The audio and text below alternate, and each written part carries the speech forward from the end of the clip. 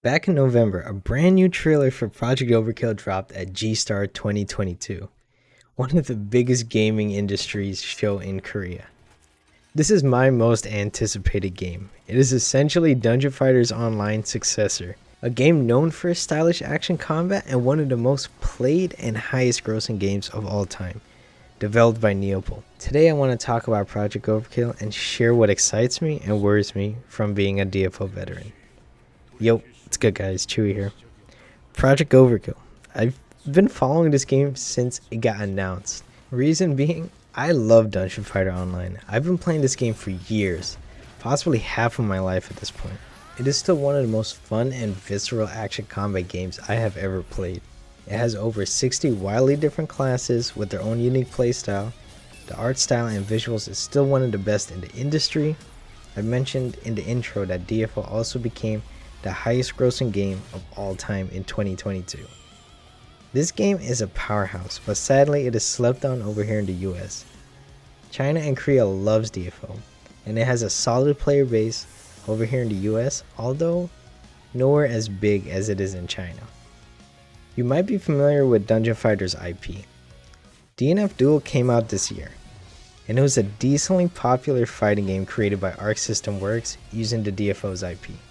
Striker, Berserker, Grappler, Priest, and so on. These are iconic characters from the DnF universe that will be in Project Overkill. Since I'm on the IP, the story in Dungeon Fighter Online is pretty good. It has years of build-up and tried and tested applications in the DFO game. From raids to dungeons, areas, characters, basically all you can expect in a story to make an MMO good. They have already done that in Dungeon Fighter Online, which in my headcanon I believe they are using as a testing ground for the new DnF games. Yes, there are multiples coming out and I will be making videos on those.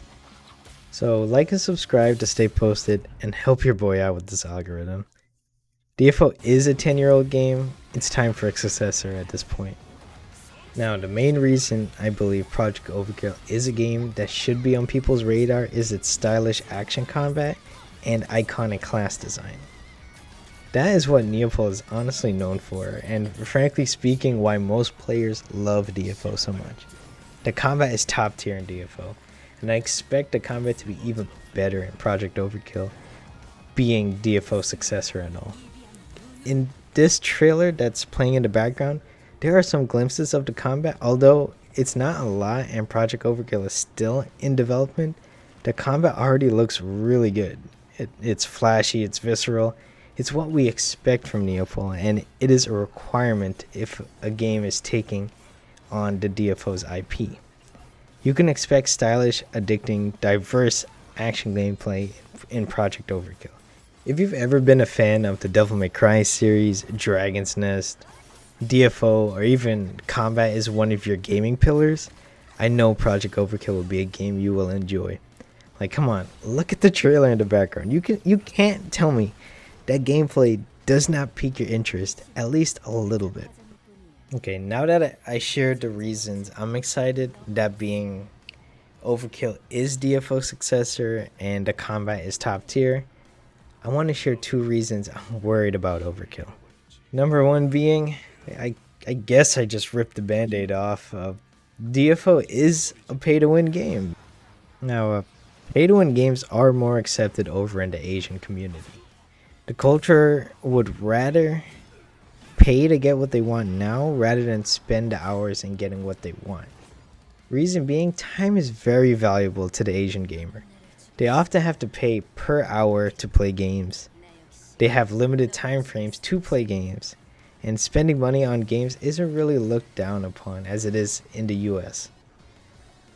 Although I'm not an expert on pay to win over there, I just know it's more accepted for those reasons and then some. So to give you some context, in DFO you can pay to get items that give you stats, such as costumes. You can pay to get more materials that upgrade your items, and you can sell cash app items for in-game currency. There's a joke in the DFO community. The best way to play DFO is to have a part-time job. You know, sadly, it's kind of true. If you pay, you do have an easier time in DFO. Although the game is perfectly viable as a free-to-play player. You can buy almost all the cash shop items for in-game currency and grind for the gear you need. At the end of the day, getting stronger in DFO is RNG based, and you could be perfectly endgame viable as a free-to-play player. I've done that for multiple characters at this point. So keep in mind, DFO is a 10-year-old game. I'm hoping Neople takes the lessons they learned over the decade and applies it to Overkill for its pay to win. Neople to me are good developers and genuinely love their player base. Their director has changed the game for the better multiple times, making it not as grindy and free to play friendly. Oh, and it's most likely going to be free to play, although that's not confirmed yet, so don't take my word as verbatim.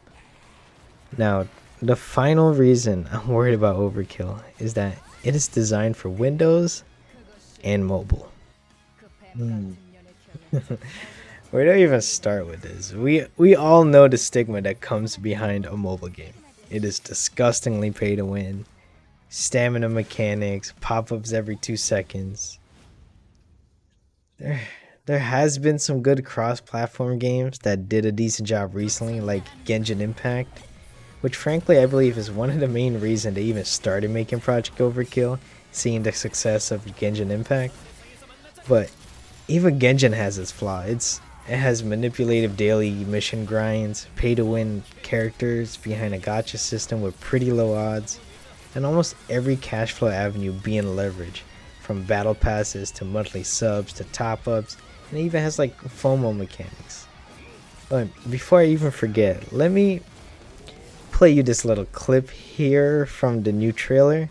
This 4-second bit has given me so much anxiety. I have to share it because I have not heard anyone say anything about this yet. What does this look like to you? It looks like a fucking gacha pull screen, right? Or am I losing my shit? Are you telling me Overkill will have gacha mechanics in it? I don't even know what to think. The fact that they played this, then showed the new class, the female F.Nen, has me so worried. Are we gonna have to roll for characters? That is such a foreign concept for DFO because we can normally play whatever characters we want in current DFO. I'm hoping it's not a gacha game. Please, that would kill the game for me instantly. And the main reason I'm worried, I can deal with slightly pay to win. Like, that's not even that bad nowadays. I get it. Company needs to make their money. Just allow us to earn what we want through grinding. But fuck off with gachas. You need RNG to be good. That's basically gachas. Nah, it's pay to win RNG to even be viable. That's what gachas are. That's why I hate it. God fucking. I'm excited for Overkill. It's gonna be DFO Successor in my lifetime game.